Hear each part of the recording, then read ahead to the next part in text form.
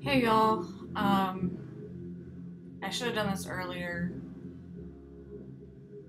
I hope I hope it's not quite too little too late, although it might be. Um,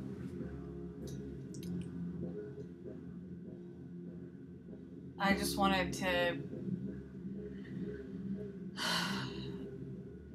hopefully reach out to anybody and everybody who are slack asses like me and Greg and haven't um, voted early on Amendment 1.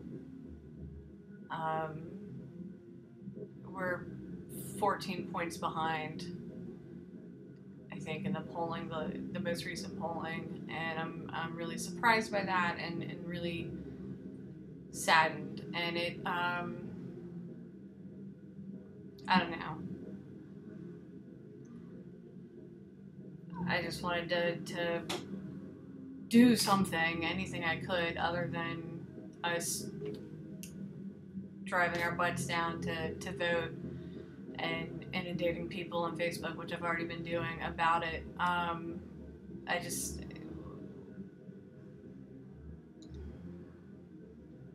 had this thought and was like, maybe this is worth expressing. So here goes. If you're not familiar with Amendment 1, it's a proposed amendment to the North Carolina Constitution, which hasn't been amended yet, and it's basically just a dick move to screw over gay people. And the people pushing it are so zealous in their homophobia that they are willing to screw over non-gay people as well. I'm completely pro-marriage equality, so obviously, if only for that reason, I'm voting against the amendment. But that's not the only reason. I also don't like the other possible ramifications, that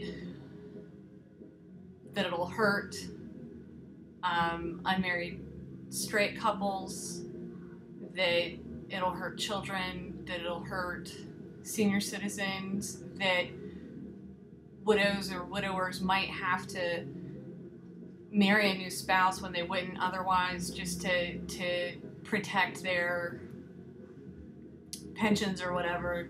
I'm not expressing this or explaining it as eloquently as many others have done, but none of this is really new, I don't think. This is all stuff that people have talked about, that it's not, that gay marriage is already not recognized in North Carolina, so this amendment isn't changing anything as far as that's concerned.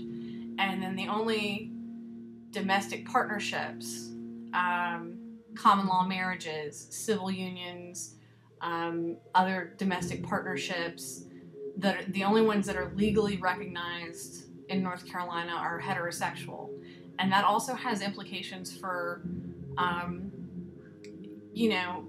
protections against domestic abuse. That's important. That affects a lot of people and a lot of children. It has implications for, insurance benefits.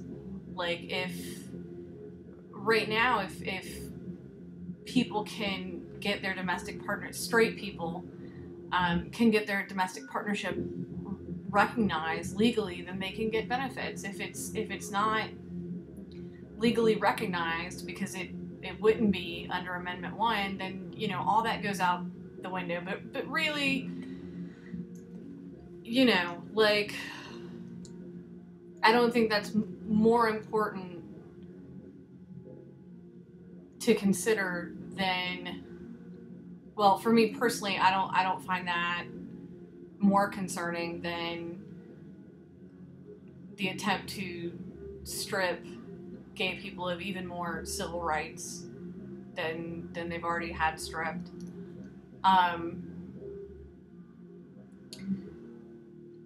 But what I haven't seen really discussed, and probably it has, and I just haven't been paying attention. But what occurred to me tonight, and is urging me to make this video,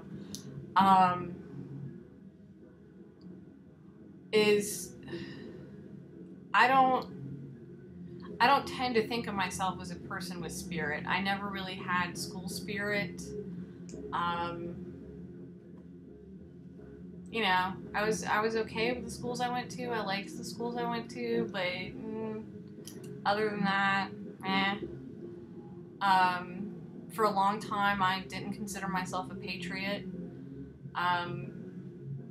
Now I kind of do, but it's weird. My patriotism is all for the country that we could be. And sometimes we move in that direction and I'm happy, and sometimes we're way off the mark and then I'm just like, this is not the type of thing that, I don't know, appeals to my patriotism or whatever, or my sense of how awesome and great and compassionate and humane we could be. Like, I do believe that we are slowly progressing and becoming a species that's actually worthy of the adjective humane, and I think that's a good thing. But when it comes to Amendment 1, it hurts my heart, and I knew that, because it's not a compassionate thing. It's a very hateful thing that's born out of bigotry and just so much hate, you know? Like,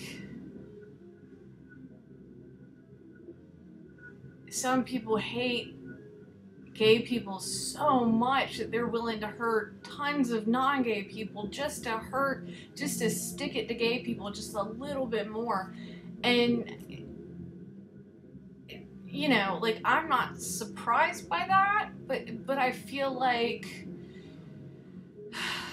people who otherwise seem to get it, like, that level of zealousness, like, you're so full of just unreasoning hate that you don't care who else gets hurt as long as you can stick it to the gays. Like, that some people don't see that and realize that's kind of crazy. That's a serious level of zealous, bigoted hate. And then take one step further and think, you know, maybe if they're that hardcore about it, maybe the whole original premise of, you know, hating gays is not right, not loving, not sane, not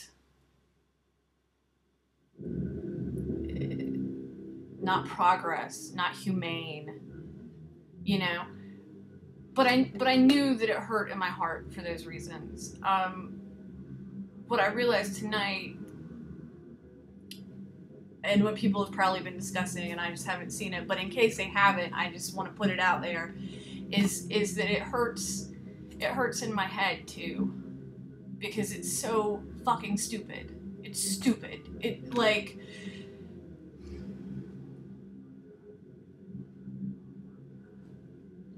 you know, it's only recently that I realized that I do actually quite a bit give a shit about our country and have strong feelings of patriotism linked to what I think we could be, and our better impulses, and you know, how amazing it would be if we could evolve and progress and just accept people as people and be nice to each other. you know? And I was thinking about that, and I realized that's kind of what I love about the Constitution, the state constitution, the U.S. Constitution, the Bill of Rights. You know, it seems to me that documents like that were at least in part created out of some urge to do things better this time. You know, we have a fresh start, and we're going to do things better this time. And we're going to make sure that we do things better this time. So we're going to write it down and make it an official document. And that impulse is amazing. It's amazing, you know? And I'm not saying that the original Constitution was perfect. You know, it took us a while to figure out that, oh, hey, black people are people too. And, oh, hey, women should be able to vote because they're people too, you know. But the underlying impulse was to do things better this time. And as we've progressed and as we've grown and become more humane, we've amended the Constitution to continue making things better this time. You know, we've realized what our mistakes were, and we've said, hey, that was kind of jacked up. That was a big mistake. What were we thinking? And we've made amendments or changes or new documents to address that and to continue making things better this time. Like, we have so many chances to improve and to move forward and become more open-hearted and more open-minded and more compassionate and humane. And that urge is so good and makes me so happy.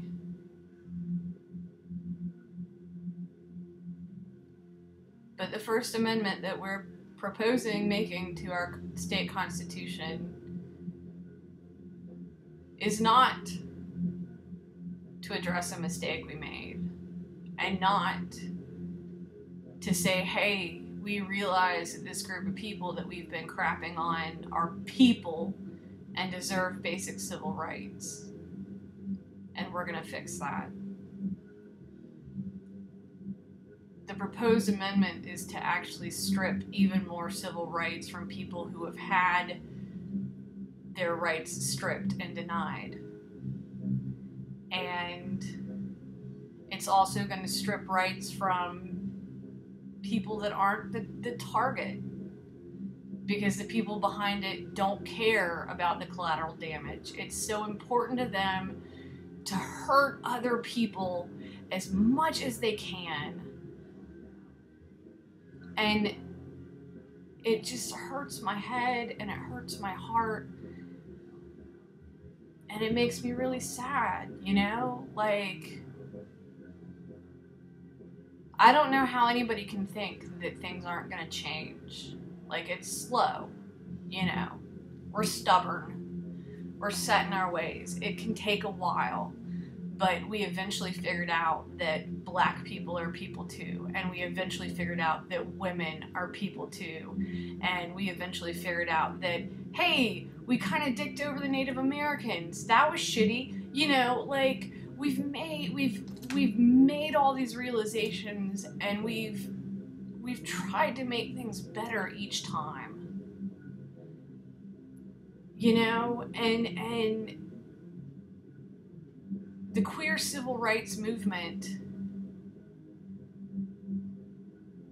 you know, I haven't looked into the history of it, but let's say 200, 300, 400 years ago, maybe even closer to that, since the Stonewall riots were, you know,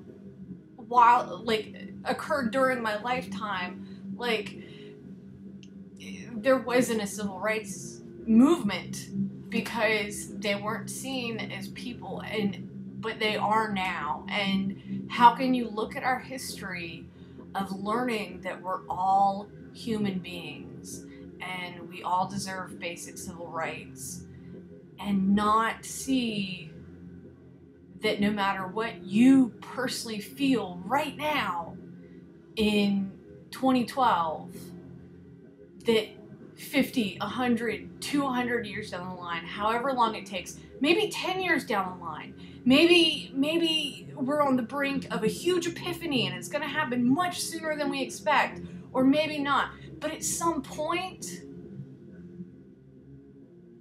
gay people are going to have civil rights, and they deserve it, and it's going to happen, and they're going to be able to have exactly the same rights as every other person who is recognized as a human being, as having those basic, undeniable civil rights.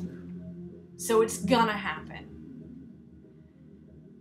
And the reason, and that's good, and it gives me hope, you know, if Amendment 1 passes, if there aren't enough people like me and Greg who are going to vote but just haven't yet, but are damn well going to vote and not miss their chance, you know, like if it somehow manages to actually pass,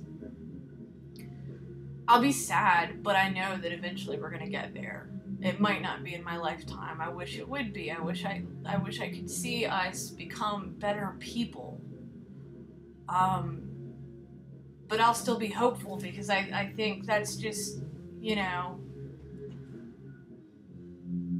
history seems to indicate that we continue on this path of bettering ourselves and doing things better this time, and figuring out our mistakes and trying to correct them and not repeat them. And what I don't get is, for the people who support Amendment 1, how can you not look at how much has changed? So much, changed so much.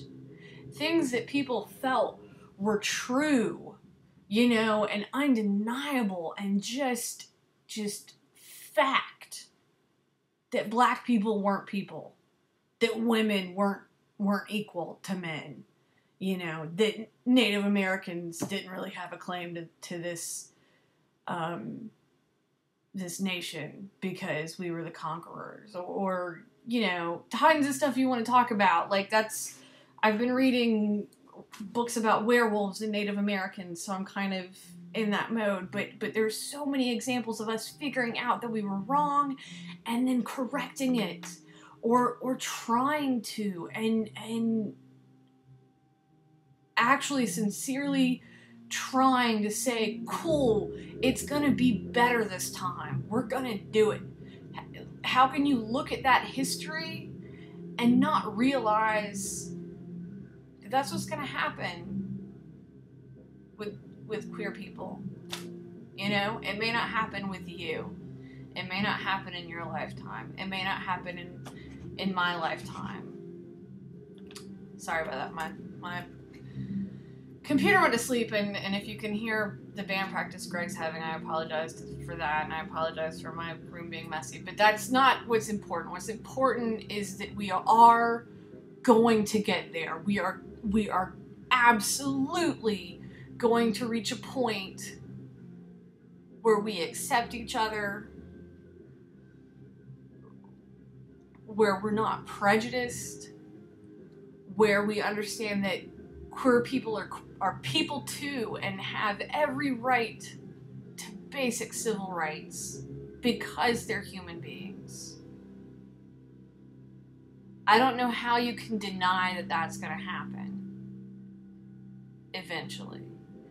And once you consider that that's going to happen sooner or later, it is going to happen. Once you realize that,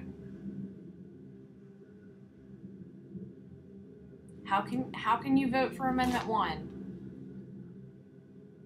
50, 100, 200 years from now, whenever it happens, and the human race is enlightened and compassionate and humane and loving and open-minded and open-hearted, do you really want them to look back on us and think that we were a bunch of stupid, moronic, prejudiced assholes that just wanted to stick it to one group of people so hard, which is beyond heinous to begin with, but that we just hated them so much that we were going to dick over some other people too that weren't even in that group, because who cares as long as we get to dick over the people that we hate. Like, your children, your grandchildren, your great-grandchildren, your great-great-grandchildren, your descendants, at some point, if Amendment 1 passes,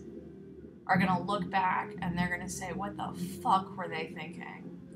They were so stupid and small-minded and close-hearted and bigoted and prejudiced and hateful. Do you want that? Because I don't. That's pretty much it. Really. There are tons of great, eloquent arguments about voting against. But I think that's the best one I've come up with on my own. Is that if you vote for Amendment 1,